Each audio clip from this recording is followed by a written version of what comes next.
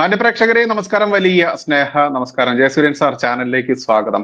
Sir, ഞാൻ എന്റെ ഒരു ചെറിയൊരു അനുഭവം പറയാം. ഞാൻ 2009 ഞാൻ ശ്രീ രവിശങ്കർജിയുടെ ഗുരുജിയുടെ ആർട്ട് ഓഫ് ലിവിംഗ് എന്ന് പറയുന്ന ഒരു കോഴ്സ് അറ്റൻഡ് ചെയ്യുന്നതോടുകൂടിയാണ് സത്യത്തിൽ ഞാൻ ഈ ചാനൽ മേഖലയിലേക്കും അതല്ലെങ്കിൽ ഇത്തരത്തിൽ പ്രസന്റിങ് ആ ഒരു മോഡിലേക്ക് വരുന്നത് എന്നതാണ് യാഥാർത്ഥ്യം. കാരണം അതുവരെ ഡിഗ്രി 1999-2000 ഡിഗ്രി കഴിയുന്നതിന് അതിനു മുൻപൊന്നും സത്യത്തിൽ ഒരാളുടെ മുഖത്ത് നോക്കി അങ്ങോട്ട് സംസാരിക്കാനോ അല്ലെങ്കിൽ ഇത്തരത്തിൽ ഇങ്ങനെ വിഷയങ്ങൾ അവതരിപ്പിക്കാനോ യാതൊരു കഴിവും ഉണ്ടായിരുന്നില്ല എന്നുള്ളതാണ്.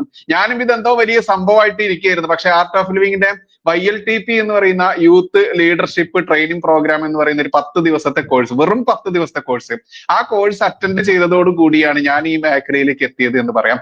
മറ്റൊന്നുകൊണ്ടുമല്ല മാന്യപ്രേക്ഷകരെ ഇതിവിടെ പറയുന്നത്. കാരണം ഇന്ന് നമ്മുടെ സമൂഹത്തിൽ നമ്മളെല്ലാവരും നേരിടുന്ന വലിയൊരു പ്രശ്നമാണ് 4 വാക്ക് കൂട്ടിച്ചേർത്ത് ഒരു കൂട്ടത്തോട് സംസാരിക്കാനോ ഒരു വേദിയിൽ സംസാരിക്കാനോ ഇല്ലാത്ത ഒരു കഴിവ്. ആ കഴിവില്ലായ്മയാണ് വലിയൊരു പ്രോബ്ലം.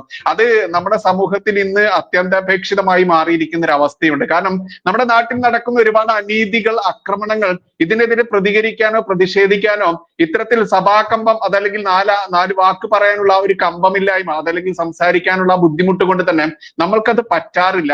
അതുകൊണ്ട് അത്തരത്തിലുള്ള ആളുകൾക്ക് വലിയൊരു സുവർണാവസരമായിട്ടാണ് ഇന്ന് ജയസൂര്യൻ സാർ ഉച്ചയ്ക്കാണ് ഈ ഒരു വിഷയം പറഞ്ഞത്.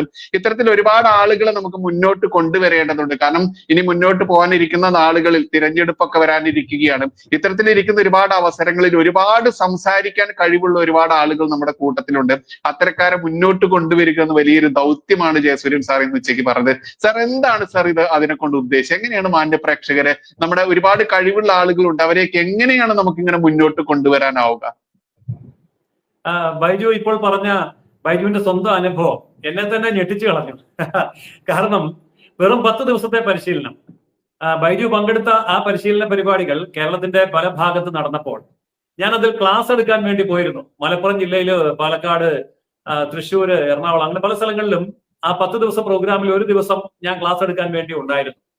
ബൈജു പങ്കെടുത്ത പരിപാടിയിൽ ഉണ്ടായിരുന്നില്ല എന്ന് എനിക്ക് തോന്നുന്നു. ഇന്ത്യയിലെ ഏതാണ്ട് എല്ലാ സംസ്ഥാനങ്ങളിലും ഞാൻ സംസാരിച്ചു.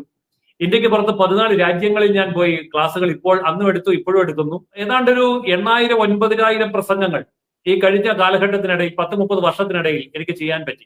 പ്രസംഗിക്കാനുള്ള തീവ്രമായ ആഗ്രഹമുണ്ടെങ്കിൽ, നമ്മുടെ അറിവ്, അതിനാവശ്യമായിട്ടുള്ള അറിവ് ഉണ്ടെങ്കിലും ഇല്ലെങ്കിലും നമുക്ക് പ്രസംഗിക്കാം.